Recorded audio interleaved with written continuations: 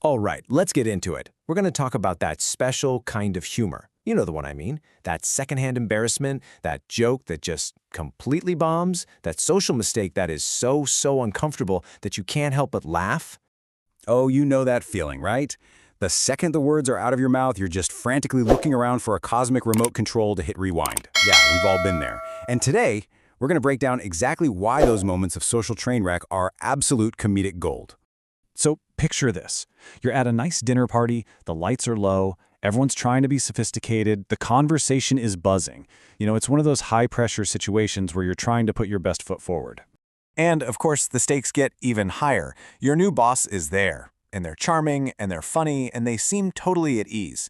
Meanwhile, you're just trying to remember how to use a fork and sound like a reasonably intelligent person. Then it happens. Your moment. The topic shifts to that huge new project at work, and you see it. A perfect opening to say something smart, something impressive, something that'll make your boss think, wow, we hired the right person.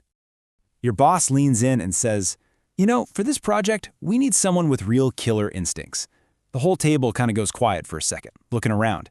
This is your shot. Don't miss it. And that's it. That's what comes out.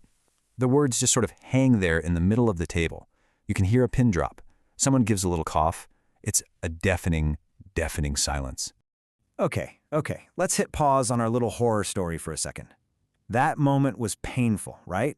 Physically painful. So why then is some part of our brain just dying to laugh? What is it about that spectacular flameout that's just so funny? Well, this is the core of it all. Awkward humor, or cringe comedy, as it's sometimes called, it lives right in that gap between what should happen in a normal conversation and what actually happens. It's all about smashing those invisible social rules we all agree to follow. And this is exactly where the humor is born. The expectation, a sharp, confident comment about your professional abilities. The reality, a kind of lame pun that not only missed the tone, but actually made you seem less competent. The wider that gap between expectation and reality, the more awkward and honestly the funnier it gets. But here's the thing. These moments you see in comedies, they aren't just happy accidents. They're built, piece by piece, using some very specific tools. So let's go back to our dinner party disaster and see how it was made. Okay, first up in the toolbox is sarcasm. It is the absolute perfect weapon for pointing out a social failure. It's like putting a giant neon blinking arrow over the awkward thing someone just said. Now just imagine another guest at that dinner party leaning over and saying this with a completely straight face. See, that comment doesn't just acknowledge how bad the joke was, it cranks the awkwardness up to 11. It's their way of saying, oh yeah, we all saw that crash and burn and it was magnificent. All right, next up, timing. Comedy is all about rhythm, right? And awkwardness is what happens when that rhythm gets completely shattered. A pause that goes on just a beat too long, or a punchline that comes crashing in at the worst possible moment. And that is exactly what happened to our poor houseplant hero. It wasn't just a bad joke, it was a badly timed joke. That little hesitation before they spoke, that split second of silence where they could have backed out but didn't, that's what builds all the tension that makes the final thud so much funnier. And finally, we have my personal favorite, the reaction.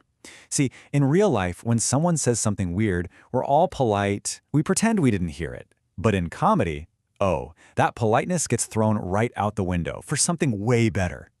And this right here is the magic ingredient. In reality, the houseplant joke gets a tight little smile and a quick subject change. But in a comedy, the boss does a full-on spit take with a mouthful of expensive wine. Or maybe another guest just stares, completely silent and unblinking, for what feels like an eternity. That exaggeration is what gives us all permission to just let go and laugh.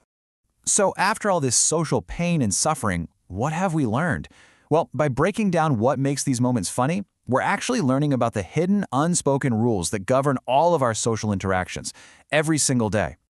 Cringe comedy works because it's like a funhouse mirror reflecting our own anxieties back at us. It's a hilarious reminder to, maybe read the room, that timing really is everything, and hey, sometimes failing in a truly spectacular way is way more memorable than playing it safe. And there's something kind of comforting in that, isn't there? It's that flash of recognition, that feeling of pure relief when we think, oh, thank God that wasn't me. So I'll leave you with this. What's a moment that makes you laugh, even when you know you probably shouldn't? Think about it.